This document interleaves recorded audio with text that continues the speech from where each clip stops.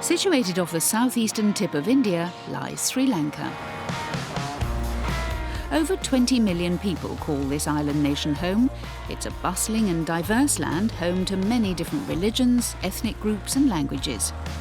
Yet one unifying feature of life here is the tuk-tuk. Sri Lankans simply love this vehicle. To many, it's their most prized possession, and there are over 4 million registered tuk-tuks here.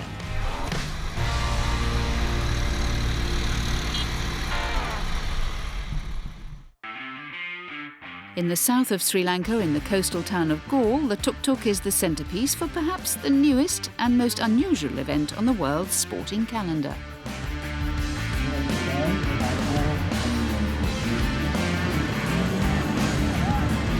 Transworld Sport was on hand for the inaugural Tuk Tuk Polo Championship, a tournament organised by a group of British expats who live here. When you think Sri Lanka, you think tuk-tuks.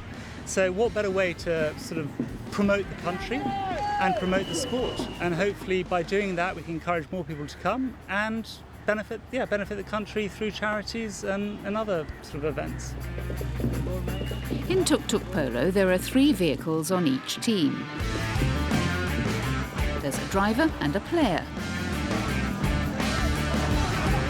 Matches consist of 2 10-minute chukkers and the action is fast and frenetic. The town of Galle is no stranger to unusual versions of polo. For years, elephant polo matches were staged here. However, in 2007, those games were scrapped after one elephant smashed into several spectators' cars. It was a man named Jim Edwards who organised those elephant polo games, and now his son Tim is involved with the new Tuk Tuk Polo tournament. I moved to Sri Lanka 3 years ago, and Geoffrey DOBBS very kindly invited me to help out in the first tournament here. So he's really the brainchild behind Tuk Tuk Polo, but sort of I'm here to help him and support him as much as we can. This is Geoffrey DOBBS. The successful hotelier was an active elephant polo player before suffering a stroke a few years ago. His love for the town of Galle stretches back over 30 years.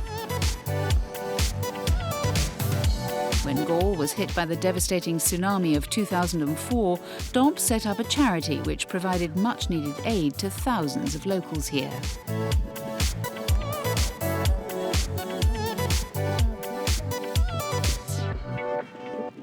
DOBBS came up with the idea of Tuk Tuk Polo during a night out with friends. Well, it's more sociable. You know, it's very easy to have a tuk-tuk. It's not so difficult to have an elephant. The Tuk Tuk Polo Championship sees 8 teams take part. There's a mixture of both international and local sides. The action all happens on a modified football pitch, and communication between the driver and polo player is key. On Geoffrey DOBBS' team is his niece, Rachel. Without the drivers, you wouldn't be able to do it. And you have to be able to communicate reasonably well with your driver. You know, you're saying go left, go right. And I mean, also, often, because some of the members of our team today were novices, and it was their drivers that meant that, you know, set them up so they could score goals. Because the drivers know the game actually better than the rest of us. We don't always drive how they say. We have to drive to the rules of the game, and we have to drive the right way. Otherwise, we could cause a crash or flip the vehicle on the pitch. Some players also don't speak Sinhalese, so we have to rely on our own judgment and get the player as close as we can to the ball. That's the sign of a good tuk-tuk polo driver.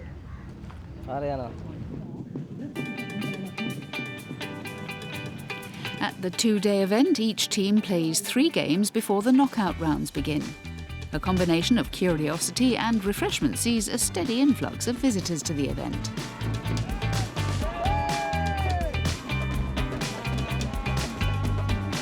These vehicles are perfect for manoeuvring in and out of busy traffic, and the tuk-tuks prove just as nimble on the grass field.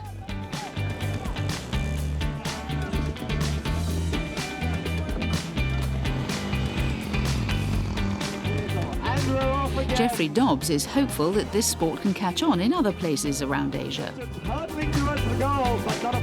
Maybe if this tournament is successful and other tournaments are successful in Sri Lanka, then we will, where there are tuk-tuks, we'll play.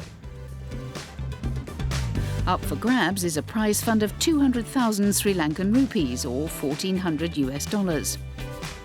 Emerging as champions of the inaugural event is Team Cantaloupe, who win all 5 of their games. Tim Edwards' team, Komaribi, finish as runners-up. There's nothing to stop it growing. There are people who are willing to come and play. It benefits the locals, it benefits the country, it benefits tourism. So why not keep growing?